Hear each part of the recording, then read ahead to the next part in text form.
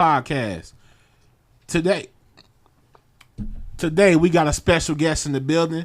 We got world-renowned Flint favorite, Lansing legend, world-renowned Mr. Silly Boy. Insert applause. Insert applause. Y'all better give my nigga a round of applause. I'm sure I can only go so fast. Thank you so much for coming back, joining us again. All right. Good to see you. Good to have you. Thank you for joining us. What's going on? Always good to have you back. Now let's get. I had to address his hat real quick because that was just interesting to me. You loud.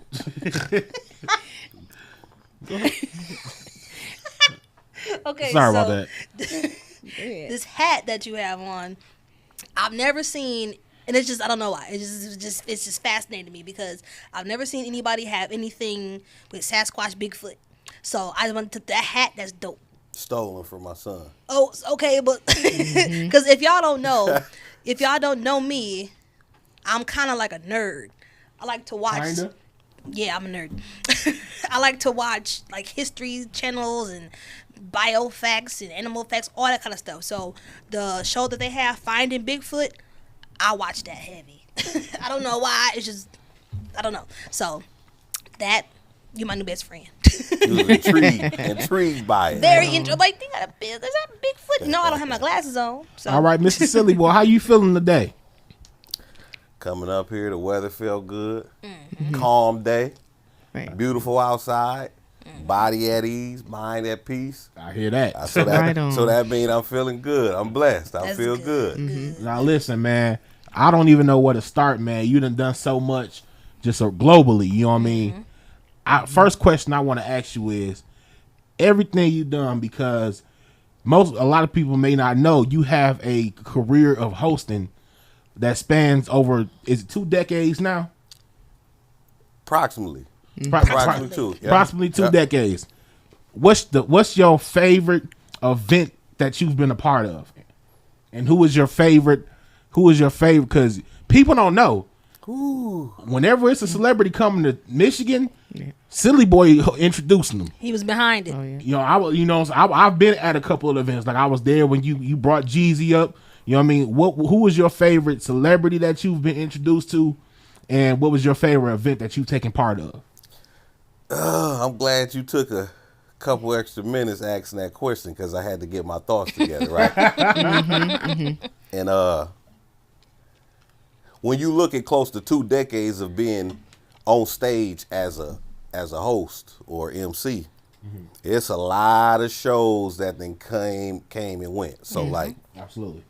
I guess because of my upbringing, I got like an old school soul. Yeah. Mm-hmm. So I think maybe the best or a couple of my favorite shows that I had an opportunity to be a part of and meet these individuals personally was one would be LJ Reynolds and the Dramatics.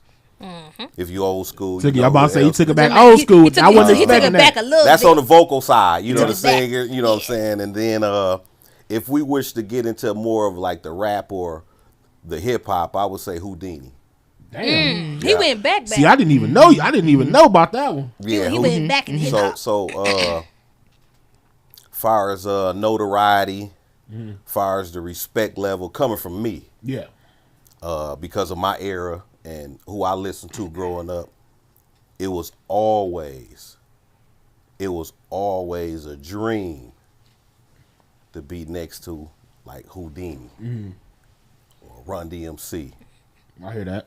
And then when I speak on the old school, the vocalists, that would be considered old school. Like they wouldn't consider themselves R&B, you know what I'm saying? But the singing groups, definitely LJ Reynolds and the Dramatics. Okay, that was huge for me.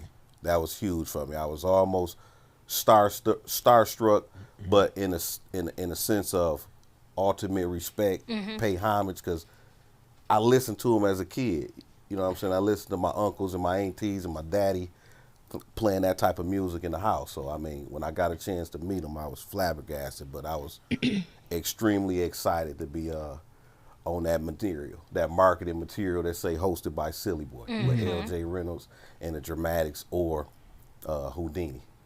Okay, that's dope. So that's two right there. If I answered your question, You did. That's two. I can relate to, because even because I've worked with a lot of people from my generation, you know what I mean? Like, and I've met a lot of artists from the now that are blown. Like I've met, you know what I'm saying, Lil Baby and this and that.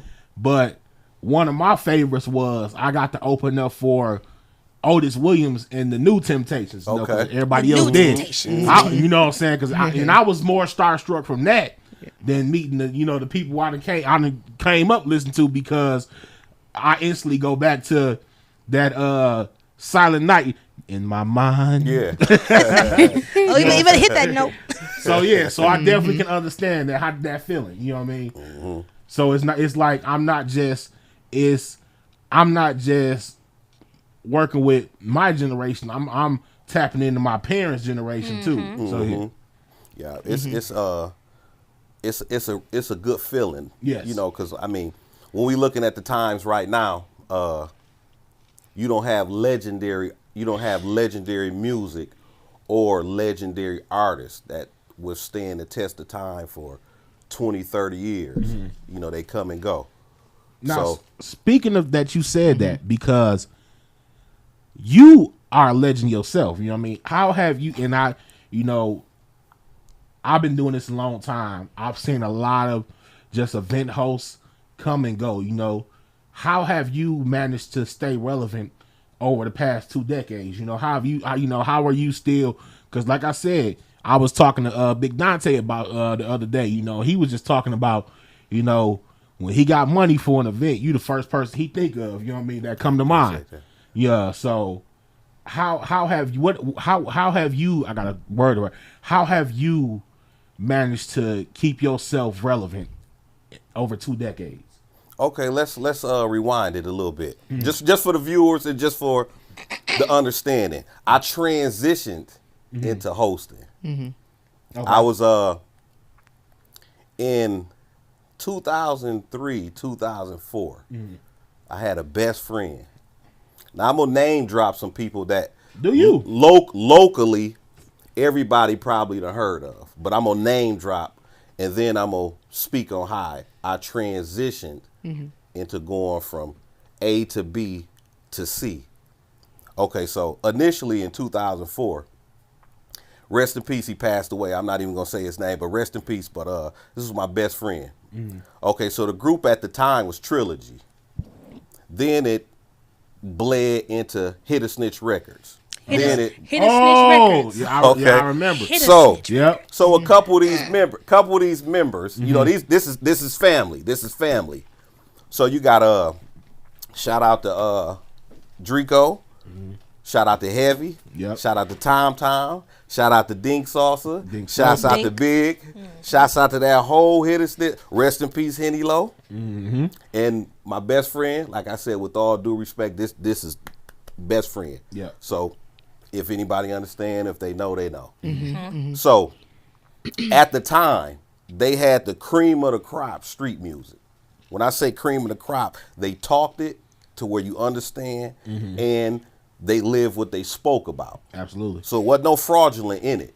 If you saw them, you understood it. If you knew them, you understood. I was always on the sideline supporting my best friend. Now the group was practically all bloodline. It was family. I was practically supporting my best friend. Every show, I'm there. Every studio session, I'm there. One time it got to the point I said, y'all know what? Y'all got all the hits. Y'all just don't have no music for the females. It was one dimensional.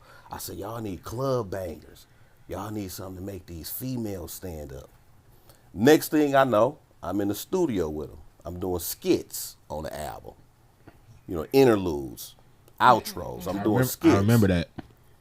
Then that led to me doing a hook on a song that happened to be one of the songs that actually made the females get a little motivated. Song called Rock and Roll on Starving. Well, this was on the Family Tree, but the first album was Starving Like Marvin. But that turned me into a rapper. I became a rapper, a true member of Union Boy Records. Okay. Right? With Union Boy Records, my reach was a little different outside of Flint.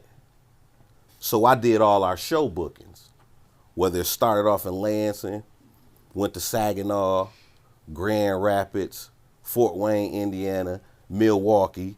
So not only was I a rapper, I was doing show booking within ourselves. Okay. Then, after so long doing this time, money was plentiful. You know what I'm saying? So the interest in the music kind of slowed up. Like the money was, it was more plentiful right now. Yeah, I bet. So after that, I stayed tapped in with all of the club owners, the club promoters, the DJs, the head of security at these venues. So from going from a rapper to booking our shows, my relationships with everybody, it grew. So now I'm booking artists. Keep this in mind. This is the key. Everywhere I went, I'm pro Flint. Every single show that I did, I took a 55-seater or sometimes 2. So every time I left Flint, I left with 60 people or 150 people everywhere I went. And this happened, this went on for almost 5 to 6 years. So the word got around, who is this silly boy guy? Every time he show up, he got like 50, 60 Flint people with him. And the performers and the artists he putting on stage, they like the best of the best. So the word travels. So now I'm booking artists, I'm bringing a crowd. Then I would introduce the Flint artists by myself because I had the rapport and I could put the gas on them. I could put the emphasis on them. I could sell them. Yeah. So now I'm a host. It run into me being a host. You get what I'm saying? I took that opportunity and ran with it. But I was a full-fledged promoter before that. I was promoting shows. I was doing events on my own. That's how I came into the hosting era because I was good at that. And the audiences that I was in front of, they had never experienced or seen that type of energy before. So the owners of the venues and the promoters would always call me. You get what I'm saying? So it was a sequence that got me into hosting. But I was a promoter first. Before I started hosting, I did every show around the country as a promoter first. Then I transitioned into the hosting. Okay. Dope. So you had the response that you were getting. That's And it was easy and it was fun. Not only was it easy because I'm a people person and I know how to deal with the audience, I can gauge the energy and the people in certain demographic. I can fit in with either one of them. But it was fun and it was beneficial for myself. It was, when I say beneficial, I'm not saying it was a financial gain. Right. It was natural for me. And I had a passion for it. If you got a passion for it, the money will come. right. Exactly. So that's how I got locked into that hosting category. Is there any location in the world that you haven't had a chance to host at? Phoenix. Phoenix. Really? I've never been to Arizona. Anybody watching this in Phoenix, Arizona, Okay. tap in. Wow. I've never been in. Really? I'd have had an opportunity. The time I had an opportunity, life was lifing at the time. We're gonna use that term. Right. A couple of my partners. This is when Soldier Boy was hot. Okay. Okay. I remember. Yep. He was hot. It was an event with Soldier Boy, Shaquille O'Neal, and some other people. Damn. Big fella. Couple of my partners like, I Yeah. need you here. I said, ugh, I got these full-time daddy mode. Yeah. Okay. I full-time right. daddy mode. Yeah. I can't leave. So I missed out on that opportunity to go. I respect it. Yeah, that Yeah. is he. Sometimes duty calls. Yeah. You know. Yeah. But I'm sure you probably made up for it later on, but just not there. Yeah, just not there. Just not there. Just not there. Right. But the hosting, even to this day, let's get back to the original question, how do I stay relevant? Most of the time staying relevant is based on professionalism. Absolutely. Your professionalism, the skill, specific events, they know exactly what they want. And if you could provide that service, you're going to get the call, because one thing about hosting, everybody can't host every event. Yep. Absolutely. It's a totally different field. Right. Everybody can't grab that microphone and deal with that audience. That's true. It's funny. That's what Big Dante was just saying about you earlier today. That you the only person that can. He's seen that no matter what it is, you able to rock it. Yeah, it's like a strategy, and being seasoned, I pat myself on the back. Absolutely. Because I've been doing it a long time. Yeah. It's greater than just seeing somebody's name on a piece of paper saying hosting, because it's a deeper responsibility. The hosting is we created that term, hosting. Right. It's really a MC. You could break it down to the two letters MC, Master of Ceremonies, and you could spell it the EMCEE. The hosting, really, we just call it a host. Right. That's not even what we do. Is not even hosting. It's really MC, and a host is somebody that, hey, if you show up, I make sure you get what you want. You want green M&Ms. Okay, I'm gonna make sure that the M&Ms in your booth when you got there. That's what a host is. Yeah. We just recycled and created our own term for it. But everybody and anybody cannot grab that microphone and be in front of a elementary class or black tie event where it's $400 a plate dinner, then turn around and go to an after hour. And then be broadcasted live at a church event in a park. Oh yeah, everybody can't do that. No, absolutely. Because I know my limits. When I host, I know where I can dominate at, and then I know where because I've had to say no to a couple of things, and that's because I know my limits. Yeah, I would. Thank you for thinking of me. I appreciate it, but I will have to politely decline. But I will I will come and support, because when he do comedy shows, I'll host those. But that's because it depends on who it is. But if anything, I'll just introduce him, let him do his thing, because I know how to present things. So if anything, I'm just gonna present like, hey y'all, we're gonna get started in a couple minutes. Thank y'all for coming, and then hey, here he come. I know what I can do, but like you said, everybody can't do everything. Cause I know I can't. I could, but I'd rather not, because I know there's someone who can excel better. And that's okay, and that's perfectly fine. Because entertainment as a whole is funny. Yeah. You know what I'm saying? Like, I'm gonna speak on this just a little bit. Like, being a promoter and a host, I understand both spectrums. Right. And my mentality is get the right person, not the person you know. Yeah. See, because that person you know may not be the person for that event. Right. Yeah. So it's always get the right person. You choose right off top, because there may be a situation that it might be a situation that arises that they just not prepared for, because they don't have the experience. Right. I mean, anything can happen. If that music go off, you got to have somebody seasoned enough to catch that dead moment right then and there. They can't turn around and be looking at the DJ or the sound man like, what's going on? No, you got to catch that. Right. Sometimes experience is the best choice. Then when you're talking hosting, you got a lot going on that's entailed in hosting. You got stage management. You got to have a gel between the audience and the artist and the itinerary. Yeah. You got to know how to play your position, and ad libs come in. If it's dead time, you better know what to do right then and there.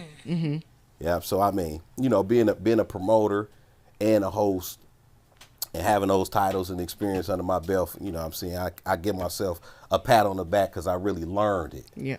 I didn't walk into it. I learned it. I rehearsed it. I studied everything. So I'm always prepared for anything that come up. Right. No. That's definitely good. What advice would you give to someone who aspires to do exactly what you're doing now? Put the people first. Put the people first. Without the people, you just a nickname. Okay. It's always the people. From a promoter perspective, you got to understand, they have to come first, because they paying to come to your events. Yep. They have to come first. Without the people, it's an empty room. Okay. You got a nickname that don't matter. Yep. You got a booking number that don't get dialed. You know what I'm saying? You have the people come first, regardless if we get these egos and walk around and act as if we popular or we somebody. The people always come first. You can't compromise that. I don't care who you are or what you do. The people make you. They Yep. make you as a promoter. Mm-hmm. They make you as the host. Why? Because they dictate and control everything. Yep. They dictate everything. As a promoter, they dictate whether or not your event do good or not. Right. Absolutely. As a host, they dictate whether you get booked or not, because it's going to be some type of conversational remarks Yeah. to the promoter or whoever has something to do with that event. Well, we like him. Yep. We like her. Yeah. They was good with the audience. Right. You know what I'm saying? They didn't talk too much. They didn't cuss too much. Right. They dressed appropriate. Right. It was pleasant. Right. So understand, the people always come first. That's the number one piece of advice that I give everybody who asks me anything about promotion or event hosting. Make sure you put the people first, because if you go into it outside of that, it's gonna be a rude awakening. Yep. Absolutely. Yeah, definitely gonna be a rude awakening. Right. Right on. So with that, when you said always being prepared and knowing how to adapt to whatever's going on, within, an event or what have you, has there ever been a time where you had to? I'm sure there have been.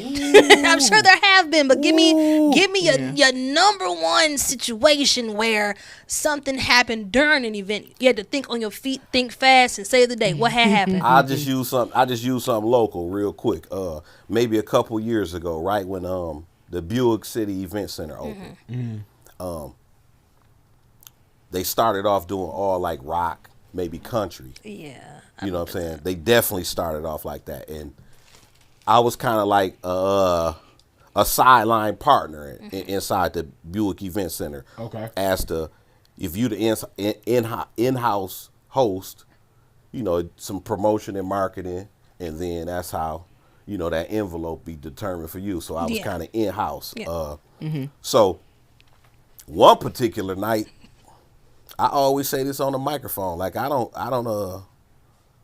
break under pressure. Just like I said, when it get like this, it's a tough crowd in here. I see it's a tough crowd. But if it's 200 people, 400 people, 600 people, if you can identify with that one person, if you say something and that one person smile at you or clap, you feed off that one person's energy. And it should be a chain reaction. Yep. Okay, I see I got one person out there in the audience that like me. What's your name? Let me give you my phone number. Right. Now you got 6 people laughing. Oh, as a matter of fact, everybody pull y'all phones out right now.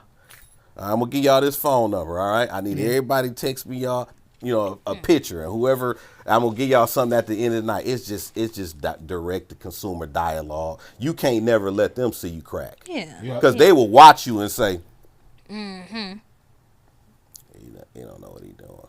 She shouldn't be up there. Yeah. Boring. You know what I'm saying? Then you got to go into other stuff that you don't feel comfortable with. And then it seemed like 1 second just seemed like an eternity when you're in front of an audience that's not vibing with you. That is nerve-wracking. You just got to know how to. You got to be fully prepared for an audible. You got to. You can't prepare for it. Right. You just have to be fully prepared to be ready for something when it happens. So the show must go on. Yeah, it definitely must go on. It definitely must go on. I like that, because some people they don't know how to recover. Woo! And that's kind of that's and I use that word because you can come back, but did you recover though? RJ, being on that stage is tough, Man. Yeah. It's some people can make it look easy. Some people can make it look easy because those people really practice. Yes. They study, they do homework, so they can make it look easy. Right.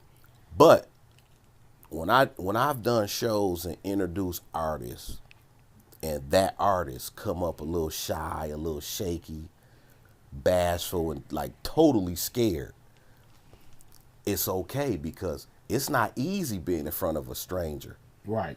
And when you talking a mass amount, a capacity that's out there that don't know you at all, some people forget their material. Yeah. That very common. I just seen people totally forget their material and just don't know how to come back from it. I've seen people catch themselves or look over and you got to give them a little eye or a wink, or they might have management, you know, take it to start over, you know what I'm saying? But it's not easy being in front of it. Right now I'm being in front of this camera. I done been in front of cameras. Right. Let me tell you, I done been in front of cameras all my life. 4th grade playing soccer, I left the country.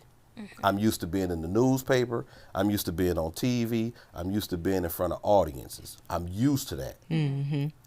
Anytime I grab the microphone, if I get booked for an event tonight, there's going to be butterflies. You always want to do your best. Every time I get booked for a show, when I pull up in the parking lot, listen to what I'm saying. This is every time. Once I cut my car off, I say a prayer. Same here. Yeah. You have to. I ask God to let my words come out right. Everybody have a good time, and ask God to allow me to get booked again. Right. Amen. Always open that door and first. go in there. It's showtime. Yeah, I'm the same way. I'm a girl. I be like, yeah, Lord, for please sure. let no wardrobe malfunctions. Please let me just, you know, I know if I talk fast, help me slow myself down so people can understand what I'm saying. Right. You know what I'm saying? Let whoever introduce me, if I'm getting introduced, make sure they say my name right after. Every Because time. even though they, what, how you say your name? And I say my name, they still might say it wrong. Right afterwards. So I'm like, just, you know, let it go how it's supposed to go. Exactly. Whatever happens, let me or let us be able to come back from it and recover and move forward. Just no wardrobe. If my shoe something can go. My shoe, okay, cool, whatever. That's different. Just no wardrobe malfunctions, Lord, please. Absolutely. And then, whatever else happened, just carry me and let me get home safe. Amen. That's kind of it. But you know what? Prayer goes a long way. You a woman. Wardrobe malfunctions might work out for you. I am not Janet Jackson. It would not work out. Like, I want to book that girl again. Her titty be popping out. What? Y'all got comments. We got comments. We got somebody saying they from Scotland. I think Scotland. Scotland person. The same one from last time? I think so. And so say hi.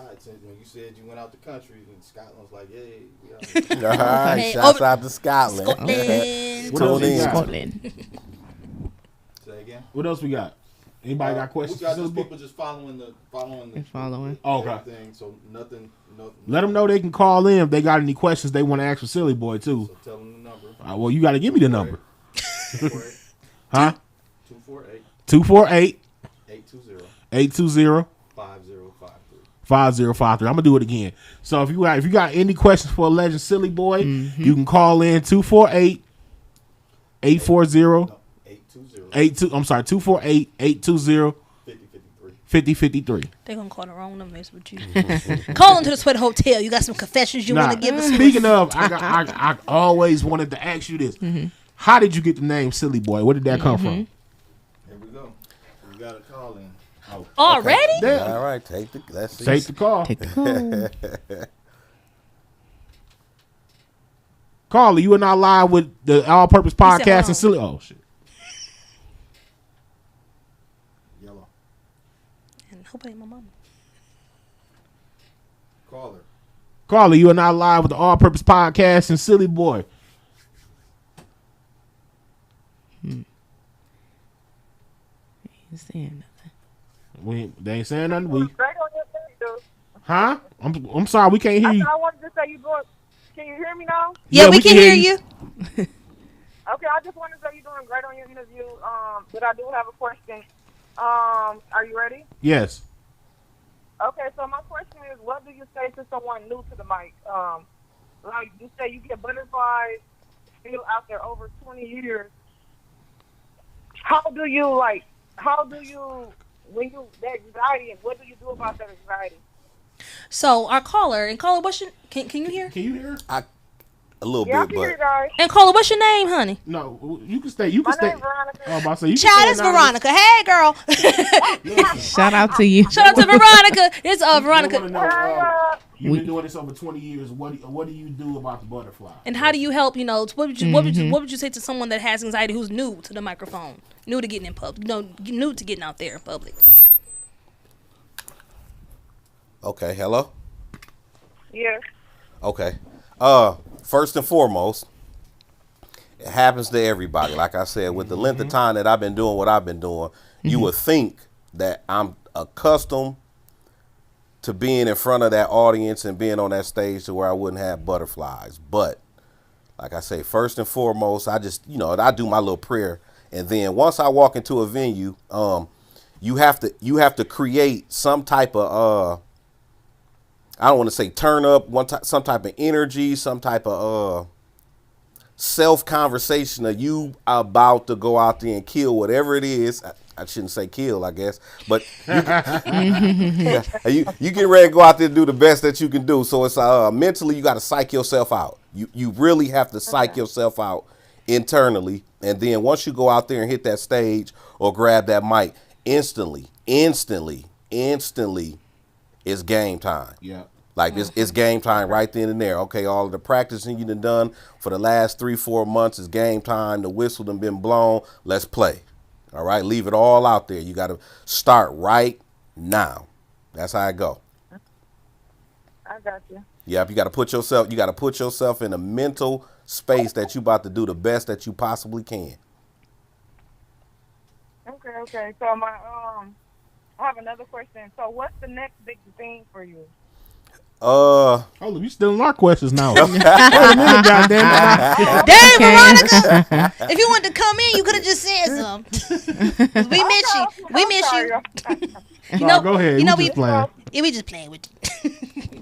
I have put myself on a 3-week. I put myself on a 3-week hiatus. Why? Because for the last 4 years, I've been running so hard. After the last event I just did, May 25th, I said I was going to relax. I was going to do everything outside of promotion, meaning I will host the event, but I will not organize and promote my own event. I was going to relax, chill with my grandkids, cut some grass, go out of town, eat good, just relax, do everything outside of organizing my own event. Just let my mind relax and just chill. And I literally been doing that, and it's been feeling so good. So good. Mm-hmm. But I do have some events, where I'm booked to host. But, like I said, I'm not doing nothing for another week and a half. So I'm just relaxing. Okay. Well, that was the only thing. I don't want to ask too many questions. I'm going to just keep watching the show. We appreciate you, sweetheart. Well, we love you, Veronica. We'll see you later. Love you guys. We definitely going to catch up. Thank you. Yep. And there we go. I heard it hang up. Okay. Miss Veronica. Okay. Yes. Well, That's my girl. I can get back to. Do I need to keep these on? No, you good. Okay. Well, I can get back to that question because. Well, before you go, we Ireland or Scotland been going off. So Scotland has been saying this is live. Yeah, I've been here before. I can't call. No, I've got no phone, but love to talk to you all. Okay. I've been on the mic. I used to get tired before the show, but when you get up there, you gotta go. You got no choice in front of a mic. Just pray, people. Okay, well, can I talk to Scotland right quick? Well, just to reiterate what you're saying, Scotland, I totally agree. Once that mic is on and you on the stage, understand that right then and there, that whole room is yours. Mm-hmm. It's not the DJs no more. It's not the promoters no more. It's not even the audience. It's the whole room.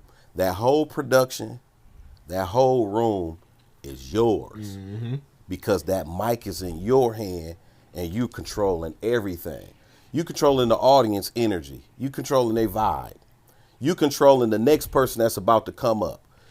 Because it's a timely fashion. You got to make sure that is about to happen.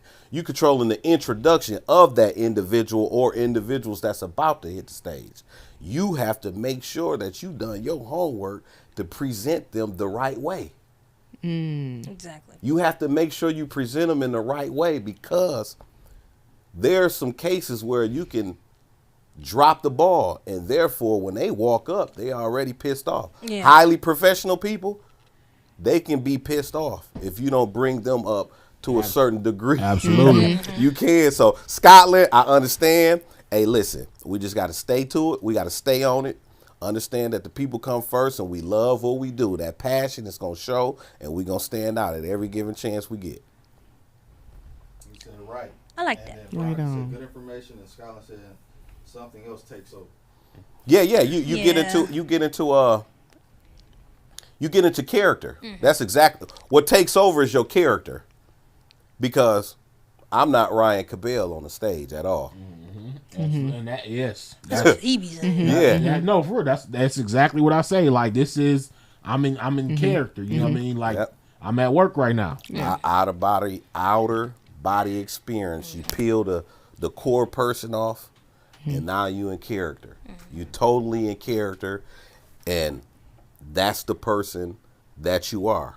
So it's no way around that. You're not Yeah. your core person. You in the character mode. No, I used to get upset, like, with my people where they call me by my government name at the show. Like, hold up, nah, bro, I'm RJ right now. Like, He at home. he about to go to work. Like, you got He at home. Yeah. I'm RJ. Yeah. So I can let me answer your question, because a lot of people ask me this, yeah. but they never get the answer. Oh shit, we got a first right here. We got a Exclusive. You got some exclusive content right here. Oh, I'm ready. You got some exclusive content. Buckle my seatbelt. Okay. So 2000. No, it wasn't 2000. 1998. God damn. I was like 4. 1998. No, wait a minute. Okay, yes. 1998. Because I had that name before I started becoming, before I jumped into the rap category. 1998, Mr. Chappell. Mr. Chappell worked at Channel 12 News. And he happened to be my radio and television broadcasting instructor at Mott College. Okay. All right. Every time I would walk in the classroom after maybe 2 weeks, he caught a vibe of my energy and my personality. He started calling me Silly Boy. Then when I would do when we have to do a radio broadcasting dialogue or whatever, when we had to do that, or a assignment, a communications assignment, when we stand in the front, public speaking. Yeah. It didn't seem like I was being funny to me, but when you got a natural personality, it's Right. gonna You come just- out you just anyway. be I mean, yourself. regardless of what happened, I mean, they gonna tell like, dude, funny, or he got something in. He started calling me Silly Boy after that. I didn't take it as disrespect, because I know ever since I've been born, I had a wide personality. So he started calling me Silly Boy. Then I would spell it with a C, because my last name started with a C. I was CILLY BOY. Gotcha. Then when I got into the music, it was still Silly Boy. Then when I got into the promotion, shouts out to my guy Big Chad. Shout out Big Chad. Big Chad, Big for Life Graphics. Yes, sir. He created my logo, Silly Boy Productions, in That's 2009, which is a silhouette of myself. And I've been using that same logo since 2009. But that's how I got my name. You had a Silly thumbs Boy. up? Amazing. No, it's one of the pictures that we used on the second album we did. It was called The Family Tree. Okay. I had a sweatsuit on, and my hat was tilted. I was infatuated with the Oh, I do know the dude's logo. Ace. Yeah. They could The you know, Defying Ace Gravity dude's with your Yeah, hat. you know, T.I. he made his Yeah. family with the hat. You know what I'm saying? So mine, I was like that in the picture. He took that exact picture, kind of rotated it in a 360 or 180 or whatever, and blacked everything out. It was a silhouette of me waist up with the hat tilted. Silly Boy Productions. Okay. Boom. And it's been like that since 2009. Clean. He put it all together. I sent him a picture. I said, "This make me a logo." There you go. Yeah, just do what you want. And Just that make been it the look- that over. It's like McDonald's, over a billion served. That logo, that Okay. logo, just like that, over a billion served. Yeah. So before the world knew you, you know, you have your family. How does your family feel about everything that you're doing, everything that you aspire to do, everything that you're doing now, and what you're gonna do? from Okay, here on out? now they always saw my personality. I was the one when you got family functions, or if we had a banquet hall somewhere. Come in here and dance. My daddy used to always tell me that. Come dance. Go show your auntie that dance that you be doing. Right. Come in here and dance. Yeah. Yeah. 6 years old. Get in here and dance. I'm fine with it. My mother used to tell me growing up when we used to go to the laundromat, I would always have a conversation with adults. She said, this is what older people would say, you never met a stranger. That's what she used to say to me. Then my stepdad, he put her up on something one day. He said, you notice every time we go into a grocery store, he gets lost. And she said, yeah, I know, it get on my nerves. She said, you know why he do that? He likes to hear his name on the PA system. So back in the day, grocery stores, they could say, hey, RJ Leary, we need you up to the front. Your mom's waiting. Your party is waiting. Yeah. Check out lane 5. Right. You know, your ride is waiting. So he put that into the perspective. Like every stage of my life, it kind of it's like tailor made to where I was at. So like that's dope. I'm I'm the youngest of 3 boys. Oh, okay. All right, I'm the youngest of 3 boys. From when you look at my mom's side, my dad's side, then my stepdad, his side, everybody. I'm talking about everybody. Older cousins, young cousins, aunties, uncles, everybody. They always saw the personality. Okay. They always saw it. From playing sports to doing shows to doing events, even in church. Yeah. Even in church, I did a lot of events in church. Okay.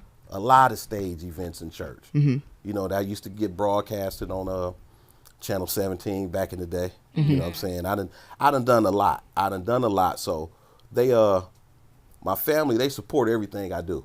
That's good. It's a God's gift. It's a call. It's a God's gift, because some of the things that I've done, I couldn't get trained for.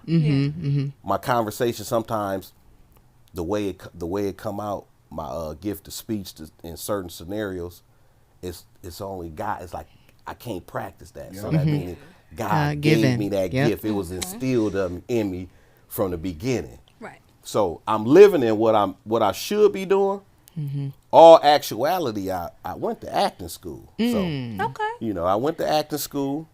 I studied at Okay. Bill Cosby School of Right. Communication. Okay. Ain't nothing wrong with it. Central State University. I was highly advanced, and I got referred to Howard University. Okay. Then life got the life in again. Right. Full-time daddy again. Okay. But I done a couple little sitcoms or a couple little low budget movies in my day, but I'm not actually an actor, but I'm in that field of entertainment. But you would be able to do so if you were called to do something. Exactly. I'm ready. Yes, I'll be there. I'm ready. Anybody got a script, I'm ready for it. That's amazing. Uh-huh. You have so much, you're very versatile. It's like, you've been multifaceted. juggling different, yeah, you've been juggling different things. Which is a good thing, because, everybody can't handle being able to adapt to different aspects of entertainment. You have people that have certain people that specialize in some things, people that specialize in other things. So, but I think you can always make yourself be versatile. Well, I don't say make yourself, but you can learn. But not everyone's willing to do that. But now, with all your experience, everything you've done, have you ever thought about starting your own course on MCing? I think that over the years, it's like when you ask me that, it's like a light bulb just popping up. This person face, this person face, this person face, this person face. Because I'm not one of those guys that act like I have to keep the information. Right. You feel what I'm saying? When I wake up and look in the mirror, there will never be another me. And that's not bragging. When you look in the mirror, there won't be another RJ Leary. So I don't mind giving the information out, because that individual has to put their own skill in. When people ask me, advice about like hosting, first thing I tell them all the time is put the people first. Yep. You know, I don't change my conversations. You know, I stay real repetitive when it comes to certain, because some things you just can't avoid. Yeah. So the storyline shouldn't change. If I had an opportunity to run a course, I definitely would. Yeah. I would love it. Have it came to mind? It haven't came to mind. I'm not gonna lie on it, because I feel like if someone asks me a question or asks me that little piece of advice, I'm giving it to them right then and there. And I'm quick to get my phone number out. If I get his phone out and say, here, type my number in, call me anytime, I'm literally meaning anytime. That is facts, and that's Right, one right. thing I can, not to interrupt you, I can say. Yeah. Even when I first started out, 13 years ago, 14 years ago, you've always been that person that I didn't have to get to a certain status for you to fuck with me. You remembered me back when I was just doing aight in Arlene. Yeah. I remember I called you. And I was like, hey, you know who it is? You was like, yeah, this the kid RJ Lee. I was like, oh, I felt good about myself. Like, oh shit, I'm in there. Let's talk local. Let's literally talk local for a second. Yeah. All right. Yeah. When I first started doing promotion and shows, everybody else was doing parties. Every promoter was doing parties. I wasn't partying. yeah. I had a young Barry Gordy nickname. I had a recording studio, Infinity Studio, right on Clio and Dayton for 5 years. When I tell you, and it was classified as the only 24-hour recording studio in the city. Okay. I had every single individual that done anything in the entertainment field in and out them doors all day, every day. From videographers, photographers, engineers, producers, rappers, dancers, choreographers, club owners, everything, security. I made that spot bigger than life because of my promotion and marketing. I wanted everybody in the city to understand that this was for us. Unity right now is not where it should be in the city. It's not. Everybody want to hold the trophy up. Everybody want the gold medal. Yeah. You know what I'm saying? They want the gold medal. They want to be first. They want bragging rights, and that's fine. But from having my own studio, doing shows in and out of the city, in and out of the state, only putting Flint artists on the show. Yep. Only. I didn't rotate. I only dealt with those who put the work in, and it was obvious. I didn't have a favorite. It's obvious that he was putting the work in. It's obvious that she was putting the work in, because the streets talk. We talking pre social media. You couldn't cheat the game back then. You could cheat the game right now. Yeah. Back then, there was no Instagram, Snapchat, Yeah. Facebook. It was MySpace, Black Planet, and your mouthpiece and your work ethic on these streets. And the streets don't lie. Yeah. They're going to let you know if you're winning or not. Right. That mirror going to let you know if you're winning or not. So with all that, 2006, I started a concert series called The Flint's Finest. Flint's Finest was that particular summer or that particular year. It was the top 10 or 11 artists that was on their shit. I didn't pick up the phone like, hey, bro, you want to perform? No. I individually saw who was making noise, who was selling CDs, who was hanging up posters and flyers, who was getting booked for shows, whose music was mixed and mastered, who had a following when they came to the club that was going to pay to see that person on the stage. Then after a few years, I said, guess what?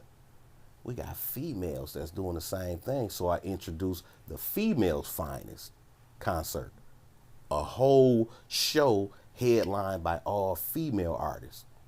So all the way from there to present, as an entertainer, as a promoter, as a host, as somebody right here in Flint, the information is for everybody. Right. the information. The people who I came up under, Big Cheese, he didn't handicap the information. Fat Rat, he didn't handicap the information. DJ Fantasy, let's see, Dollar Dave, he didn't. Shout out Dollar Dave. Right. I remember that. Yeah, I mean, him, yeah. these people, if you ask the question, they giving you the answer. Hey, can I get a phone number? They giving it to you. They not, oh, it's in my other phone. Let me check. No, because you got to understand, it's a chain reaction. If you get on, you should put her on, and she should put her on. Yeah. She should put him on, and then she come to me, and I should get put on. Now we got 5 winners representing the 810 in the game. Exactly. You know, don't put something in the chokehold where Right. it can't even get to the next person. Right. Exactly. Yep. Yep. Knowledge is power. It definitely is. I think if DJ Train, I can't forget DJ Train either. OG, it's certain OGs in the game that instill certain morals and respect and integrity in this game that some of us we kept with us. I'm one of them. Absolutely. Yep, I'm one of them. I'm one of the ones that's big on integrity, Right. big on it, and unity. Yeah. because that says a lot about your character, and as far as trying to get people together, keeping them together, so you can continue what it is you're trying to do, and then it can widespread. You know what I'm saying? And especially with you saying that, I think if more people had that mindset, Yeah, it would go so much farther than what it is now. Yeah, because right now Flint is in a different light right now. I mean, kudos to Flint, Michigan. Right now we got some superstars. Yeah, we got some. We always had them. We did. You know what I'm saying? We always had them. Like today is not the day we're gonna say Flint on the map. Flint has always been on the map. Absolutely. And everybody is grinding. Everybody is working. That social media is a shortcut, and it's a boost. You feel what I'm saying? Because when you look at the artists of yesterday, they had to be in the streets. Yeah. When you look at the artists today, they could just push a button and be in different countries. Yeah. Yeah. You know what I'm saying? So just to close it out, because I saw the cue that we down to the last 300 minutes. Yeah.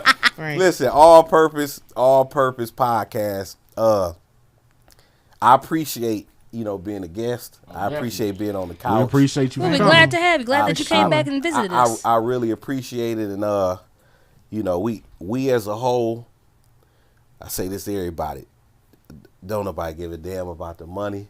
It'll come as long as we got the passion. Let's just keep pushing. Everybody, if we got dreams, chase them. Chase the dream.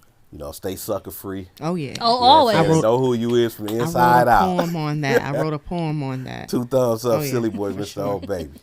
And one last thing, because I wanted to ask you this. What was you said that you're big on integrity. You don't gatekeep information. Whatever somebody asks you, you're willing to give it out. What was the best piece of advice that you've gotten throughout your career?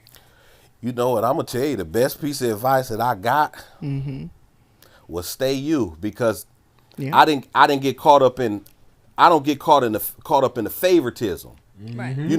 Even the person that can make shit move on my own, I can get caught up in it and bleed it on everybody else. Yeah. I keep like when I was saying I deal with the right people, right, not the favorites. You know what I'm saying? So that was always some game I got. Stay you. The people love you for you. Right. If I see somebody in public, I'm speaking first. I'm not acting like I don't see them the way they, hey, what's up, silly boy? Oh, what up? I ain't even see. No, stay you. Right. Be you. Stay grounded. Pop your shit, but be you. Yep. Simple as that. Well, I appreciate that, because some people All right, need to hear thank you that. so much, Mr. Silly Boy. We appreciate you one more time for coming through. Yes, And where can we yes, find you? ma'am. Where can we keep up with you and your I'm on events? Facebook, Ryan Scott Cabell, and I'm on Instagram at Silly Boy Global. That's all I have. That's all you Silly have. Boy Global on Instagram, and Ryan Scott Cabell on Facebook, and I think my Silly Boy the Entertainer page. But just Facebook, Instagram, or catch me in the street somewhere, anywhere, or call my number. All right, you heard. All right, y'all. And y'all know to follow us as always, the All Purpose Podcast. Tune in next week. We got cheese sticks coming. And Over. we out. Y'all need to be out of the mud. Shout out to Out the Mud Shout Media. out to Out the Mud Media. Yes, out of the mud. Thank you very much. Yes. Y'all out? We out. Yeah.